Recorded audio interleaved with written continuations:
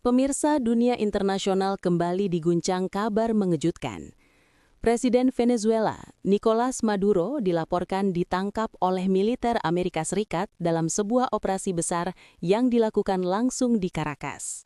Penangkapan ini bukan hanya mengejutkan Venezuela, tetapi juga memicu ketegangan geopolitik global karena untuk pertama kalinya dalam sejarah modern, seorang kepala negara aktif disebut-sebut ditangkap langsung oleh kekuatan militer asing.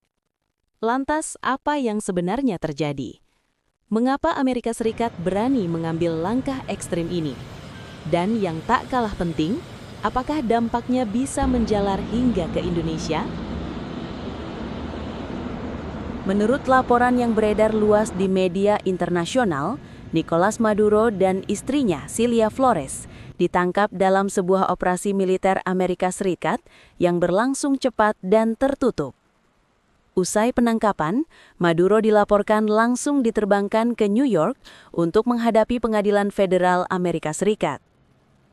Amerika Serikat menjerat Maduro dengan dakwaan berat, mulai dari narkoterorisme, perdagangan narkoba lintas negara, hingga konspirasi kejahatan terorganisir internasional. Pemerintah AS menuding Maduro terlibat langsung dalam jaringan narkoba yang dikenal sebagai Cartel de los Soles, yang selama ini disebut menguasai jalur narkotika Amerika Latin ke Amerika Utara.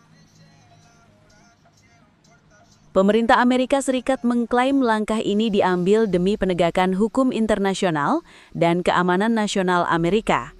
Washington menilai rezim Maduro bukan lagi sekadar pemerintahan otoriter, melainkan telah berubah menjadi negara kriminal terorganisir yang menopang kejahatan lintas batas. Namun langkah ini menuai kontroversi besar. Banyak pihak mempertanyakan apakah Amerika Serikat berhak menangkap kepala negara asing tanpa mandat PBB, atau ini hanyalah bentuk intervensi politik dan militer yang dibungkus dengan alasan hukum.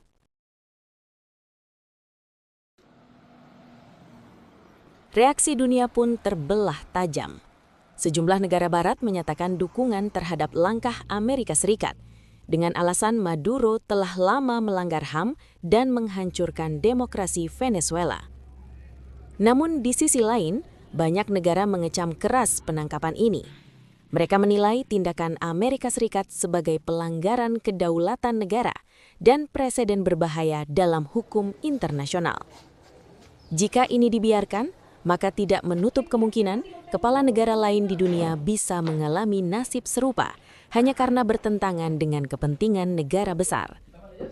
Situasi di Venezuela sendiri kini memanas. Kekosongan kekuasaan memicu ketidakpastian politik, kerusuhan sosial, hingga kekhawatiran konflik internal bersenjata.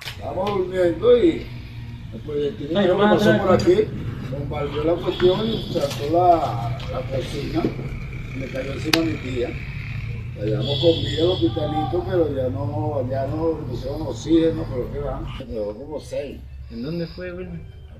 Lalu apa dampaknya bagi Indonesia?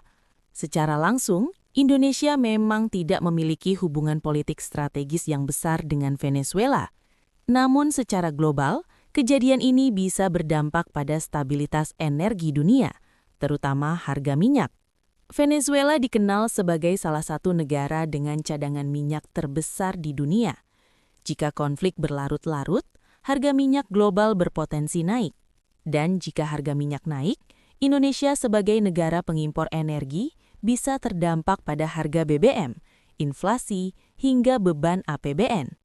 Selain itu, Indonesia juga harus bersikap hati-hati secara diplomatik, karena isu ini menyentuh prinsip dasar politik luar negeri Indonesia, yaitu menghormati kedaulatan negara dan menolak intervensi asing. Penangkapan Nicolás Maduro bukan sekadar berita kriminal atau politik biasa. Ini adalah sinyal keras bahwa peta kekuatan global sedang berubah. Hukum, politik, dan militer kini semakin kabur batasnya. Apakah ini awal dari penegakan hukum global? Ataukah justru babak baru politik kekuatan negara besar terhadap negara kecil? Satu hal yang pasti, dunia sedang memasuki fase yang semakin tidak pasti. Dan kita semua perlu terus mencermati setiap perkembangan karena dampaknya bisa menjalar hingga ke kehidupan sehari-hari kita.